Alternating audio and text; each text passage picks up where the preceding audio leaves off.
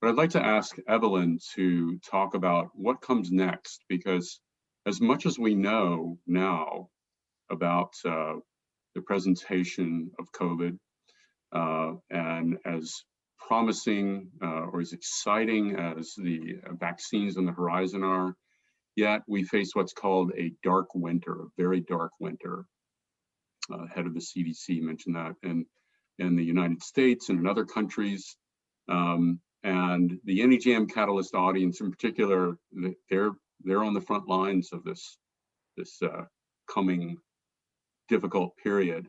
And Evelyn, from your perspective as a physician, what do you foresee happening? What are the next steps and the key steps and the hurdles in treating patients and getting this vaccine to people, or in treating patients before the vaccine is available? Thank you so much for this question, and I can just really underline that I'm extremely fortunate that I was able to learn and to get at least a little bit of a background of what's going on from the pharmaceutical world, knowing Jeremy and some of the other key players. And this has helped me definitely also to somewhat bring pace and a piece of reality of timelines, and to perhaps also measure down the hopes of many patients and people in terms of how quickly we can have a vaccination, since many people do not understand that the vaccination has so many aspects, as we are all different and the populations differ, and it's not only about the vaccine but where and how it will be administered, so in which country and to what extent and so on. So it's extremely complex and very, very difficult to understand for someone non-medical, and even for us physicians it's very difficult. And as much as I'm a very positive person, I would say I still unfortunately believe that we know very, very little about the virus. Even in the best global consortia, I think we know a lot, of course, compared to what we knew in March. It's been a revolution in terms of the knowledge. However, I do not think we still know enough, and the biggest black box for us is, of course, the long-term effects, right? So, and why I'm mentioning this at this point, because I believe that one of the hurdles for us physicians in terms of administering of the vaccines will be people who will partially correctly say that they are afraid of being vaccinated because they are not aware of what could happen later on in their lives. So it will be challenging, and it will take a bit of an effort for physicians to rationally explain to patients that a vaccination is reasonable, necessary, and so on.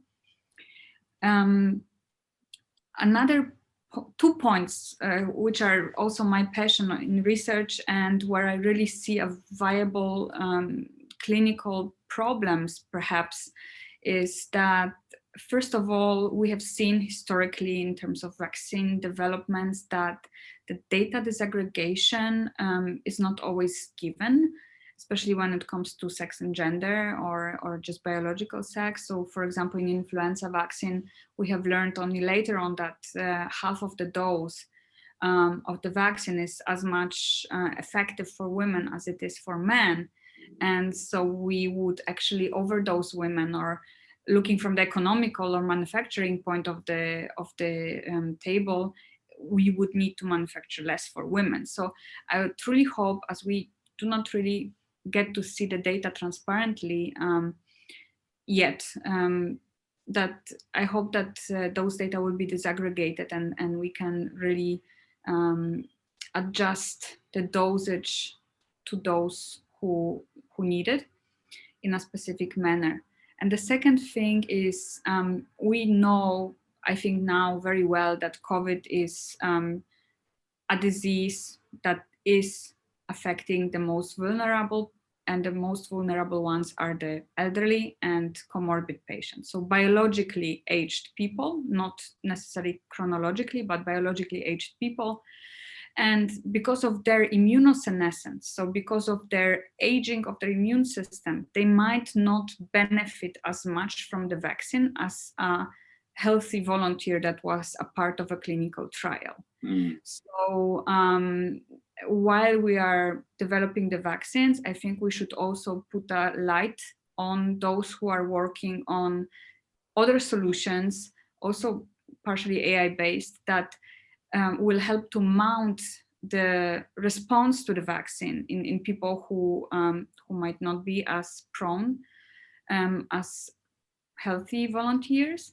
And secondly, I think we should also give a chance, or put also more efforts and look at other solutions. So a vaccine will be necessary and needed and very valuable, but it will still not replace drugs, treatment. And one example is, again, using AI, as we are talking about this context. AI in COVID has helped to identify compounds, for example, that could be potential therapeutics. So just an example, using the conserved viral proteins, so those which we know from the virus, some machine learning could develop small molecules, inhibitors of proteases, and on this way it could inhibit or even destroy the virus. So that's for example an in silico solution, but it is being stuck then at the S3 phase. It's been developed very rapidly within 3 months, but then it stacks in the clinical path. So I hope that the next thing is that the hurdle of moving from the science to the clinic, that this barrier after COVID will at least be lower, and we will learn how to move faster in all those administrative processes. Excellent. So let's turn away from COVID-19, as important as it is, and talk more broadly about biotech. Jeremy, I'll begin with you and ask, what should the NEJM Catalyst audience of clinicians, clinical leaders, healthcare executives, what should they know about biotech? Do you think that there's a gap in knowledge? Do you see that sometimes? And Evelyn, I'll ask you to comment then on AI-based precision medicine, which is something that we see such great interest in. And before I turn away, may I just say something? I think Evelyn touched on a very important point. It's absolutely crucial for us as we launch the vaccines to monitor and understand the patient populations and the effectiveness on it. The publication by the Lancet in the 1980s of the what was effectively a fake discussion of autism linked to vaccines has led to an enormous number of patients today not believing in trying to avoid vaccination. This is a disaster. And you know, it took 15 years to reverse that. We now have, on top of that, something completely different for patients. And that is because of the politicization of this process, particularly in the United States, less so in other countries. There's a high degree of suspicion about vaccines or anxiety about them. So Evelyn's comment is incredibly pertinent. We really need to look at the data from the emerging vaccines and treatments to understand their effectiveness. And the role of a clinician here won't just be in administering the medicine, but not is reassuring the individuals, number one, number two, administering the vaccine, and then number three, reporting accurately on the effectiveness, because we've only done less than 200,000 patients on this, and you want to see this in millions, and we're going to see the profile of these vaccines and medicines emerge from that. AI will play a role in that, so will others, but at the front line, it's the clinicians. So my apologies, I just want to make sure that your audience understands that they have a very particular role in this. And now turning to biotech, gosh, I can't tell you, there's an enormous gap between what the perception and the reality is. But at its core, you know, biotech focuses on patients and innovation. So that's what it does. It tries to unravel what's going on in any biological process and see if you can attack it. I think what's really interesting and what's very positive out of this current change was something I mentioned earlier. This pandemic has instituted something that has it's going to be difficult to see what it is and how it plays out. But what we see in the industry is the following. Literally 50% of all clinical trials on December 31, 2019 were oncology, immuno-oncology. Literally, this was an astonishing, and this is at abeyance with what we all know as clinicians are the major things that affect industrial nations. Congestive heart failure, any kind of lung disorder, diabetes, the major disorders that are out there. And the one thing that's happened now, in fact, just as a point of reference, there was only one congestive heart failure trial at the beginning of this year, only one, which is a remarkable against 2,500 in immuno-oncology. And we all know the fatality of congestive heart is exactly the same as that of many cancers, the 5-year survivability. So what's this all about? What it really means at the end of the day is that by COVID coming in, we've opened the box of research. We've opened it to explore T cells, B cells. We've opened it to explore the types of response, physiological response, endothelial linings of these vessels. And all of this to ask the question, how is the immune system relating to a virus? How's the virus reacting, attacking the immune system? Where does it attack? What are the long-term sequelae from this? And for me, this tells you right here in our industry what's going to happen. Of the 800 programs and maybe the 500 or 600 companies that are specifically focused on novel entities, not all of them are going to be successful, by no means. But what they will do is they'll use a substantial majority of them will use the knowledge gained in this shift in investment into immunology, virology, focused on clinical pandemics. You will see a burgeoning of antivirals, almost certainly. I think it's going to be really instructive to see this. We will start to see new ways of producing flu vaccines, for example, different kinds of vaccines. I would love to see one, for example, in Lyme disease. There in tick diseases. There's a whole plethora of new approaches that will come from this. In the simple on the vaccine side, on the antivirals, I think we've only just begun to open the box. And then more importantly, the sequelae from this disorder will represent opportunities for us to understand unknown areas at this stage, but we need to monitor it because there will be millions of people who have had COVID, millions. And as a consequence of that, understanding what the sequelae are, the long-term sequelae, will actually offer the opportunity for those who are creative in biotech to get in there. Now, what is it that physicians don't understand about biotech? Well, I think there is no one answer to that. But at the end of the day, understand that a physician is at the bedside. Biotech starts at a lab bench. Those are two different places. In order for a physician and a biotech specialist to really get together and understand, there needs to be this incredible interface called translational medicine, where the work that's going on in that lab can directly relate to a physician. And in my case, in the case of disorders like Angelman's, Fragile X, it was critical to understand also the families. What is the impact of the disorder on the family? And the physician plays a key role in that, so that you can then translate into the biotech world. What should a clinical trial look like that can result in something that's clinically meaningful? Doesn't matter what the great mechanisms are, doesn't matter how fabulous the science is, but they need to translate into something that the physician can use. So there's an intimate relationship between physicians and biotech, intimate. It's just that we have to understand the different languages that are used. One, understanding the molecular mechanism, the second, understanding the patient, and the gulf that's between them is easy to bridge if you acknowledge that.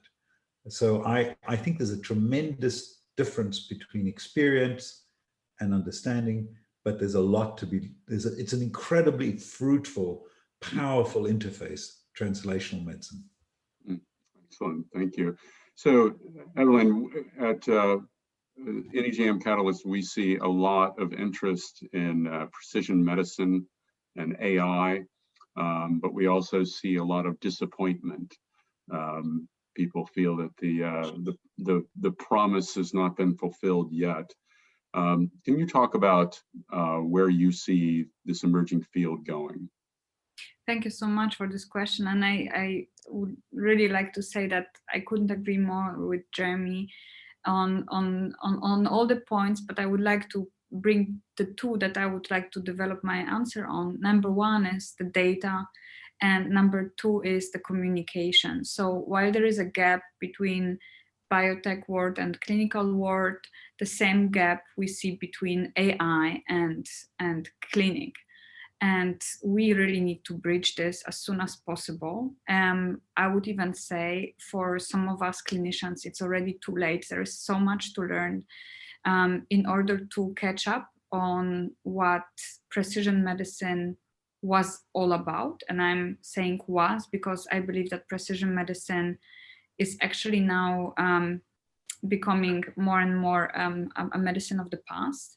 We are going towards individualized medicine that is fully AI based. So while we are still at the point where we have more of a clinical medicine supported by data, very, very soon we will see data science that is supported by clinicians, and that will be the medicine of the future. And if clinicians will not learn the basic language or how to communicate with AI specialists, informaticians, and so on, there will be a problem. Patients will be demanding that the physician will be able to interpret data that they will be collecting from different means. So for example, precision medicine at this moment still uses omics, so all the omics data, the genome, the metabolomics, proteomics, transcriptomics, methylation data, and so on. Imaging on the highest level possible at this moment. We have the whole body MRIs and so on. And of course, blood tests that we have not yet in all of the clinics. So, you know, many clinicians are stuck at the basic fasting glucose level, while we now know that actually to really approach and tackle diabetes, 15 times fold higher chance to get COVID with diabetes, right? So for diabetes, it's actually the insulin resistance. So we have to measure something totally different. And this is a very complex topic, but my baseline point is we as clinicians need to learn for the future what and how we need to measure for the patient. We need to collect longitudinal data, and we need to acknowledge that those longitudinal data that we cannot fully comprehend or make sense out of them because our capacity is limited. All those data will be fed to a machine, and the machine learns much faster than us.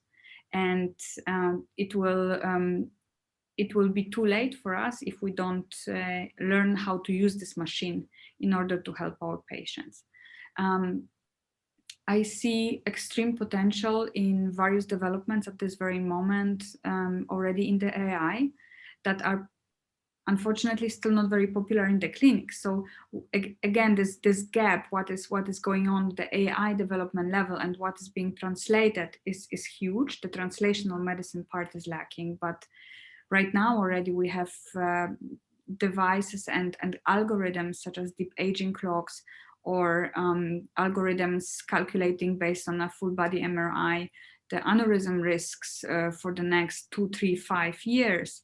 We have polygenic genetic risk scores, etc. So we actually can do right now so much for the patient as to not only predict the risk in the specific period of time in the future, but also identify exactly what has to be done to mitigate those risks and potentially eliminate it, so that the patient will not only have a healthier lifespan, but also have a higher performance status. So that is in a nutshell what I see as the medicine of future, and how COVID contributed to that. Definitely by catalyzing the symbiotic communication between AI specialists. This question. Thank you both for this fascinating and important conversation. It's wonderful to be able to bring this to the NEJM Catalyst.